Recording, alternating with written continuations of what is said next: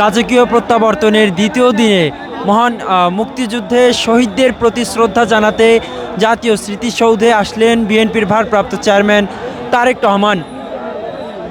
গতকালই তিনি বাংলাদেশে এসেছেন এবং রাজধানীর ৩০০ ফিট এলাকায় তাকে সংবর্ধনা দেওয়া হয়েছে। সেখান থেকে মাকে দেখতে এবার কেয়ার হাসপাতাল এবং দ্বিতীয় দিনের কর্মসূচিটি শুরু হয়েছিল বাবা শহীদ প্রেসিডেন্ট জিয়াউর রহমানের সমাধিস্থলে শ্রদ্ধা নিবেদনের মধ্য দিয়ে, এবং কিন্তু সেই শহীদ প্রেসিডেন্ট জিয়াউর রহমানের সমাধিস্থল থেকে তিনি সরাসরি এই মুহূর্তে এসেছেন জাতীয় স্মৃতিসৌধে।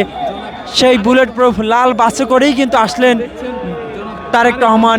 এই মুহূর্তে তিনি জাতীয় স্মৃতিসৌধের ঠিক সামনে এবং এখানে অপেক্ষমান নেতাকর্মীদেরকে হাত নেড়ে শুভেচ্ছা জানাচ্ছেন তারেক রহমান এবং তাদেরকে হাত নাড়িয়ে কিন্তু তাদেরকে সাড়া দিচ্ছেন। বীর শহীদদের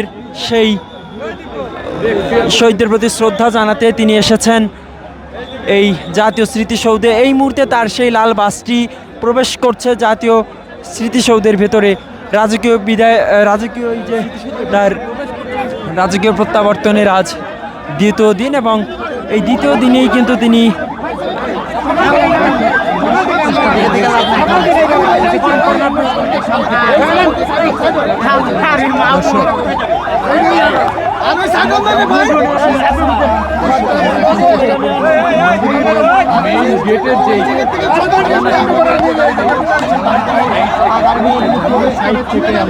রাজকীয় প্রত্যাবর্তনের দ্বিতীয় দিনে মহান মুক্তিযুদ্ধের বীর শহীদদের প্রতি শ্রদ্ধা জানাতে জাতীয় স্মৃতিসৌধে এসেছেন বিএনপির ভারপ্রাপ্ত চেয়ারম্যান তারেক রহমান।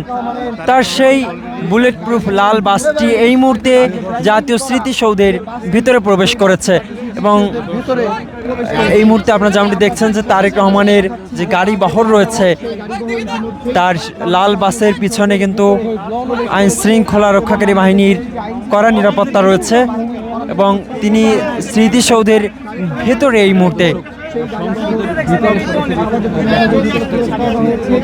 দীর্ঘ নির্বাসিত জীবন শেষে রাজকীয় প্রত্যাবর্তনের মধ্য দিয়ে কিন্তু দেশের মাটিতে পা রেখেছেন বিএনপির ভারপ্রাপ্ত চেয়ারম্যান তারেক রহমান।